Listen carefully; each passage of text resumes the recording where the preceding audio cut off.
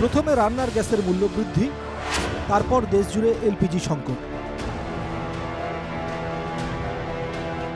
দেশের একাধিক রাজ্যে হাহাকার পরিস্থিতি, মানুষ গ্যাস পাচ্ছেন না। গ্যাস এজেন্সির সামনে দীর্ঘ লাইন, বিপরীতে অসমের পরিস্থিতি স্বাভাবিক। লামডিংয়ের গ্যাস এজেন্সির এক কর্মী জানান, কেন্দ্রীয় সরকারের একটি নির্দেশ তারা পেয়েছেন। নির্দেশ মতো একজন গ্রাহক 25 দিনের মধ্যে 2টি সিলিন্ডার বুক করতে পারবেন না। আইওসির তরফ থেকে একটা গাইডলাইন দিয়েছে যে কাস্টমার যেদিনকে গ্যাস নেবে তার 25 দিন পরে আবার রিবুকিং করতে পারবে ওরা। আর যদি কোনো রকম কারো বুকিং হইতেছে না বা কোনো কিছু অসুবিধা, ওরা এজেন্সিতে এসে আমাদের সাথে কন্ট্যাক্ট করতে পারে।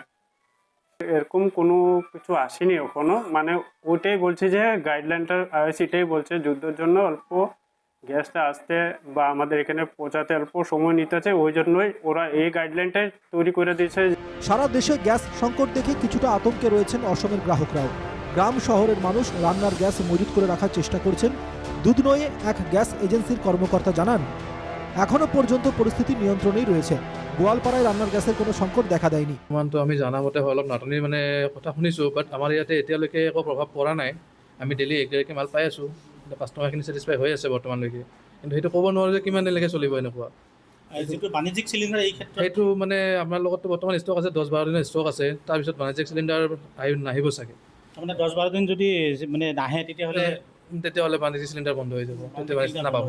নিশ্চিতভাৱে যি হোটেল ব্যৱসায় আছে বা অন্যান্য যি আছে তাত অভাৱ সেইটো মানে সেইটো মেইন কথা হ'ল আপোনাৰ হোটেলবিলাক বন্ধ হৈ যাব যদি বাণিজ্যিক চিলিণ্ডাৰ নাহে।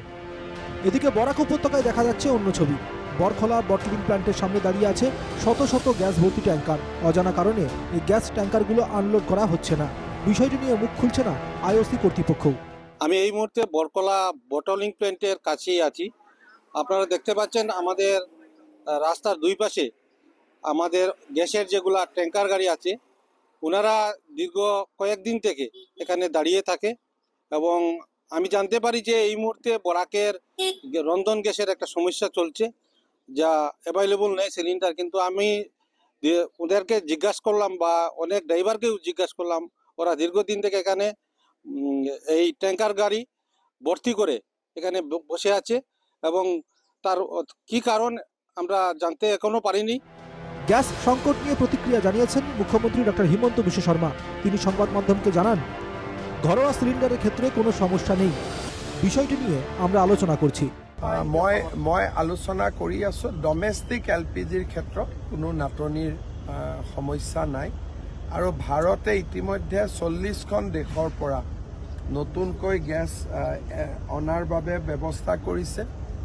ৰাছিয়াৰ পৰাও যি মাজত বন্ধ হোৱাৰ কথা আছিলে, ৰাছিয়ায়ো এতিয়া ভাৰতক নতুনকৈ তেল আৰু গেছ পঠিওৱা আৰম্ভ কৰিছে। মই নাভাবোঁ কিবা সংকট হ'ব বুলি। আৰু প্ৰধানমন্ত্ৰী মোদী ডাঙৰীয়াই কোভিডৰ সময়ত যেনেকৈ অক্সিজেন সংকট হ'ব বুলি ওলাই থকাৰ পিছতো তেওঁ সকলোকে অক্সিজেন দিবলৈ সক্ষম হৈছিল। এলপিজিৰ ক্ষেত্ৰতো তেওঁ সংকট নিশ্চিতভাৱে আহিব নিদিয়ে।